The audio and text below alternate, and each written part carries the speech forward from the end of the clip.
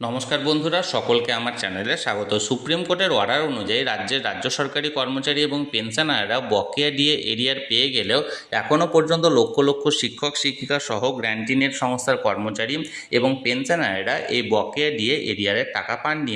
এমতো অবস্থায় কি বলা হয়েছে অর্ডারে, অর্থাৎ আদৌ এই গ্র্যান্টিনেট সংস্থার কর্মচারীরা বকেয়া ডিএ এরিয়ার পাবেন কি পাবেন না, সেই নিয়ে অনেকেই জানতে চাইছেন। আজকের ভিডিওতে বিস্তারিতভাবে আলোচনা করব গ্র্যান্টিন এর সংস্থার কর্মচারীদের পাওনা বকেয়া ডিএ এরিয়া সংক্রান্ত অর্ডারে কি বলা হয়েছে সেই বিষয়ে। ভিডিওটি প্রথম থেকে শেষ পর্যন্ত অবশ্যই দেখুন এবং ভালো লেগে থাকলেও অবশ্যই একটি লাইক করুন এবং সকলের সঙ্গে শেয়ার করুন। আর সেই সাথে চ্যানেলে প্রথমবার হলে অবশ্যই চ্যানেলটিকে সাবস্ক্রাইব করে রাখুন। তাহলে চলুন আমরা বিস্তারিত জেনে নিই। দেখুন, সর্বপ্রথমে গত 5ই ফেব্রুয়ারি সুপ্রিম কোর্টের তরফ থেকে যে রায়টি এখানে ঘোষণা করা হয়েছে, সেই রায়ে এটা স্পষ্টত বলা হয়েছিল যে পঞ্চম বেতন কমিশন অর্থাৎ রোপা 2009 অনুযায়ী যে সমস্ত কর্মচারীদের বেতন এবং পেনশন পুনর্গঠন করা হয়েছে তারা প্রত্যেকেই এই বকেয়া ডিএ এরিয়ার পাওয়ার জন্য যোগ্য। এবং তার পাশাপাশি সংগ্রামী যৌথ মঞ্চের তরফ থেকে ভাস্কর বাবুও জানিয়েছিলেন যে এখানে যে সমস্ত পিটিশনাররা জয়েন করেছিল এই কেসে, সেই পিটিশনাররা যে যে ডিপার্টমেন্টের সঙ্গে যুক্ত সেই সমস্ত ডিপার্টমেন্টকে এই বকেয়া ডিএ এরিয়া সংক্রান্ত সমস্ত টাকা পেমেন্ট করতে হবে।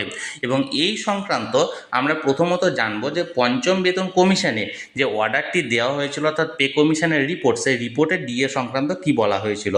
দেখুন, এখানে আমি শেয়ার করেছি, এখানে বলা হয়েছে dearness allowance consequent upon revision of pay of government employees in accordance with the West Bengal Service Rules 2009. The dearness allowance to which a government employee is entitled from time to time since the first day of January 2006 needs to be related to pay in the revised pay structure. Necessary government order in this regard has been issued with Finance Department memo number. অর্থাৎ dearness allowance এখানে রোপা rule অনুযায়ী dearness allowance সমস্ত কর্মচারীদের first day of January 2006 থেকে time to time এখানে পর্যালোচনা করা হবে। এবং তার পাশাপাশি বিগত সরকারের আমলেও একটি অর্ডার এখানে জারি করা হয়েছিল, সেই অর্ডারটি দেখলে এই বিষয়টি আরও ক্লিয়ার হবে। দেখুন, এখানে আমি অর্ডারটি এখানে শেয়ার করেছি যে 10ই এপ্রিল 2026 এই অর্ডারটি জারি করা হয়েছিল বিগত সরকারের আমলে, সেখানে government of West Bengal finance department Nabanna থেকে।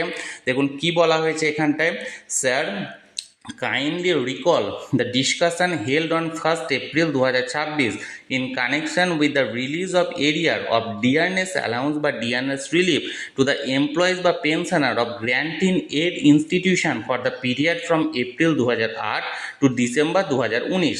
অর্থাৎ এখানে যে মিটিংটা হয়েছিল 1st এপ্রিল 2026, সেই মিটিং সংক্রান্ত এই বিষয়গুলো অর্থাৎ ডিএ এবং ডিআর অর্থাৎ এমপ্লয়ীদের জন্য ডিএ এবং পেনশনারদের জন্য ডিআর সংক্রান্ত গ্র্যান্টিনেট সংস্থা যে সমস্ত আছেন তাদের এপ্রিল 2008 থেকে ডিসেম্বর 2019 সংক্রান্ত এই যে ডিএ প্রদানের বিষয়টি সেটা নিয়ে এখানে মিটিংটা হয়েছিল। এবং it was requested that concern department would formulate a standard operating procedure for the disbursement of the arrear DA বা DR and share with the finance department. এবং সংশ্লিষ্ট দপ্তর অর্থাৎ যে যে ডিপার্টমেন্টগুলি এই গ্র্যান্টিনেট সংস্থার সঙ্গে যুক্ত আছে সেই সংশ্লিষ্ট দপ্তর একটা স্ট্যান্ডার্ড অপারেটিং প্রসিডিওর এখানে জারি করবে যাতে করে ডিএ বা ডিআরটা ফাইন্যান্স ডিপার্টমেন্টের তরফ থেকে ইমিডিয়েট রিলিজ করা হতে হয় বা রিলিজ করা যায়। এবং we have not received any SOP from the your end, অর্থাৎ এখনও পর্যন্ত কোনো এসওপি পাওয়া যায়নি বলে এই অর্ডারটি জারি করা হয়েছিল। অর্থাৎ সমস্ত গ্র্যান্টিনের সংস্থা ডিপার্টমেন্টের হেডকে বলা হয়েছিল তাদের যে সমস্ত কর্মচারী এবং পেনশনাররা আছেন তাদের প্রত্যেকের একটা স্ট্যান্ডার্ড অপারেটিং প্রসিডিওর এখানে তৈরি করতে, যাতে করে তাদের ডিএ বা ডিআরটা রিলিজ করা যেতে পারে। যদিও তখনও পর্যন্ত এই এসওপিতে তারা পাননি বলে জানিয়েছিল। এখন এই অর্ডারটি বিগত সরকারের আমলে জারি করা হলেও এই অর্ডারটি এখনও পর্যন্ত ক্যান্সেল করা হয়নি, এটা প্রথম বিষয়।